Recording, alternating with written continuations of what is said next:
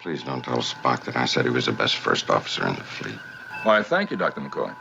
You've been so concerned about his Vulcan eyes, Doctor. You forgot about his Vulcan ears. Ahead, warp factor 1, Mr. Sulu.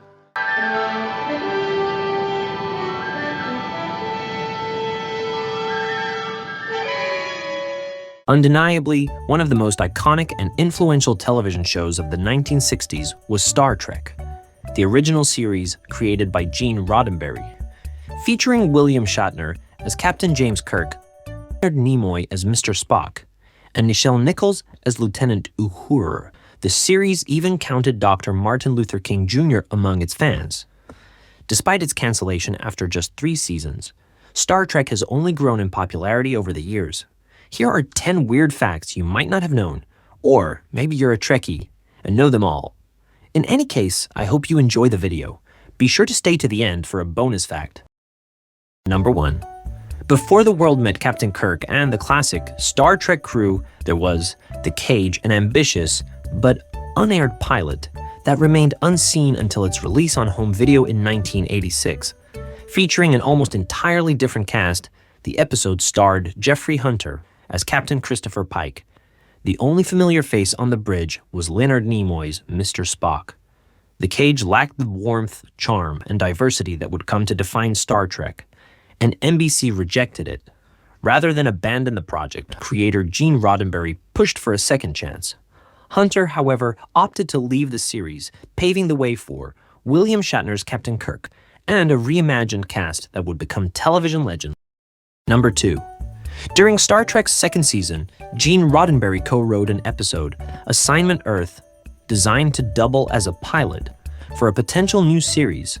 With the show perpetually on the brink of cancellation, the episode introduced Robert Lansing as Gary Seven and Terry Garr as Roberta Lincoln.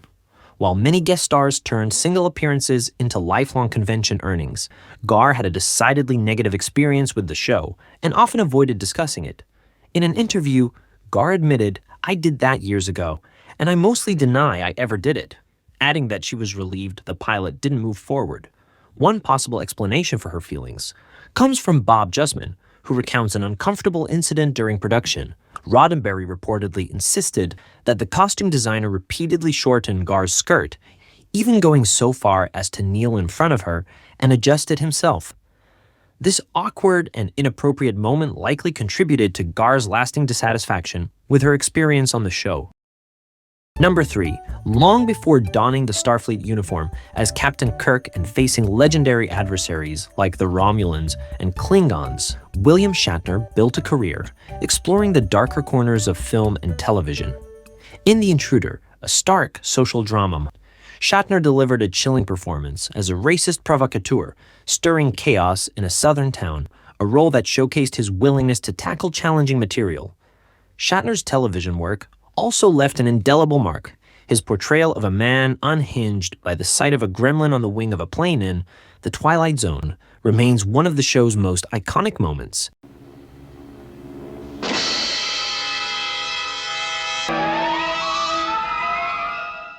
Number 4. Harry Mudd was a fan-favorite guest character, appearing in 2 episodes. He was also slated to appear in an episode titled Deep Mud, but actor Roger Carmel was unavailable due to other commitments. In the early 1980s, Carmel shared that during screenwriter Herb Solo's farewell party, Gene Roddenberry approached him and expressed regret about an unrealized series idea for Mudd. Surprised, Carmel learned that NBC had once asked Roddenberry to develop a show centered on Mudd as a space pirate and intergalactic conman. However, Roddenberry admitted he never had the time to pursue the project. There were also unfulfilled plans to include Harry Mudd in Star Trek IV, The Voyage Home, and an episode of The Next Generation.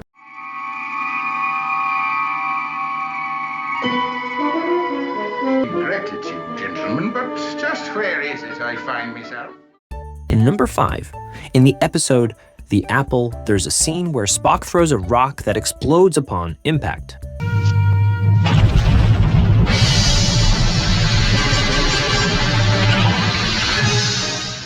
The explosion was so loud and intense that the actors, still in costume, were rushed to a doctor's office in Hollywood for treatment.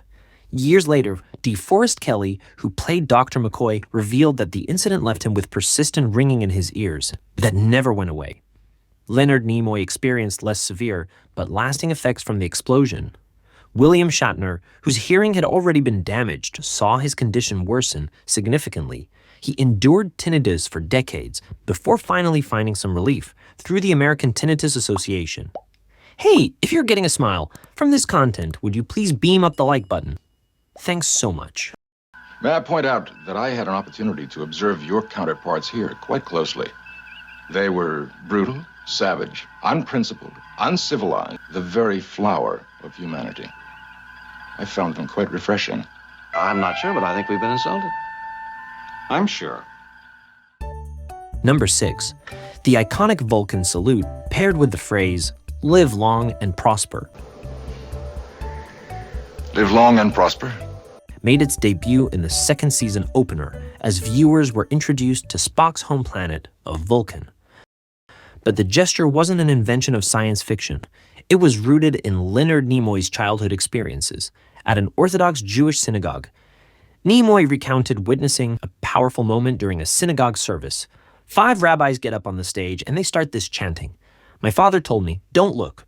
But curiosity got the better of the young Nimoy, and he peeked. I saw them with their hands stuck out, making the now famous salute. The sight, combined with the discordant chanting, left a deep impression.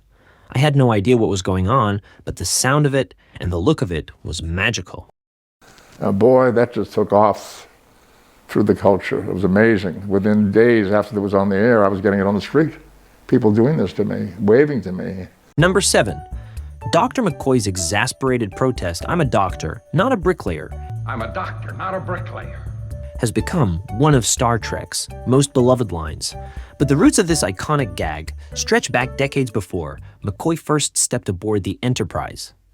The 1933 film The Kennel Murder Case, starring William Powell and Mary Astor, features a character named Dr. Dormus who delivers similarly indignant quips. For example, "I'm a doctor, not a magician." I'm a doctor, not a magician. While Star Trek borrowed the idea, Dr. McCoy, played with sharp wit by DeForest Kelley, gave it new life. You like to see just how fast I can put you in a hospital?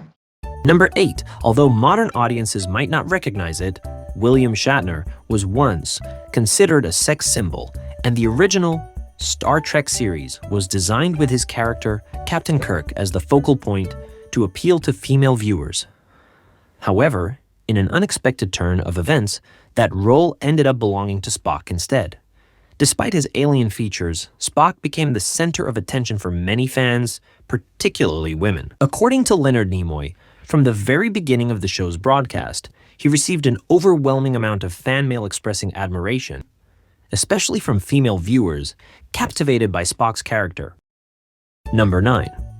While William Shatner has embraced his Star Trek legacy, he hasn't let it define his career, becoming well known for other roles, such as Sergeant T.J. Hooker in the 1980s police drama.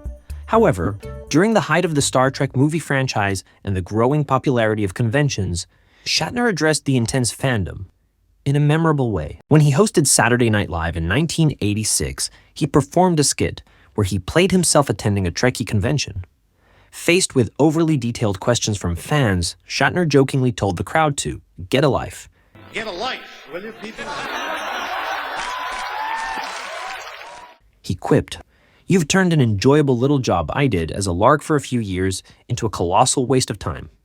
I mean, how old are you people? What have you done with yourselves?" While the sketch was meant as humor, quite a few fans were deeply offended. This convention has everything. You can even try on LeVar Burton's visor. Number 10. Star Trek was produced on a remarkably low budget, just $193,000 per episode, equivalent to about $1.3 million today. For comparison, a modern one-hour drama typically costs around $3 million per episode. To cut costs, the studio had a non-union workshop create all the costumes. In other words, a sweatshop. Since this was illegal, the wardrobe had to be secretly transported to the set. Makes you wonder, what other shady things were going on? Now for a bonus fact, Leonard Nimoy not only created the iconic Vulcan salute, but also invented the Vulcan nerve pinch.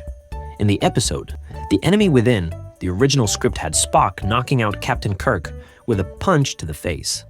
Nimoy felt that such a move was too primitive for Spock, explaining, "It seemed more appropriate for the Old West than the 23rd century." When it came time to film the scene, Nimoy offered the idea of the nerve pinch to William Shatner, who instantly loved it. Nimoy later credited the success of the pinch, in part, to Shatner's impressive ability to faint on cue. I hope you enjoyed today's episode, and I hope to see you again, real soon. Shut up.